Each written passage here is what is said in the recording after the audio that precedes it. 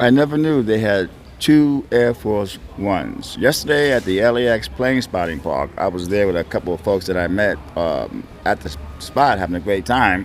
And every time I got Air Force One, it was always the Airbus, the four engines. So we were all excited, nice big crowd there.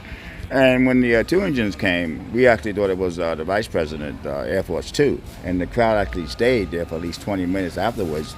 And we figured out that is Air Force One. Someone said any plane he goes on is Air Force One. So big disappointment because when you shoot the four-engine Airbus, whatever, 380, that's an amazing plane. So we got this one. So I've learned a few things. I'm not an expert when it comes to plane spotting, but I always thought Air Force One was the one with the four-engine, massive, beautiful plane. And then you get this one, very disappointing. But I still had a good time at the LAX Plane Spotting Park next to In-N-Out and 7-Eleven. Met some good people there. Here's the video.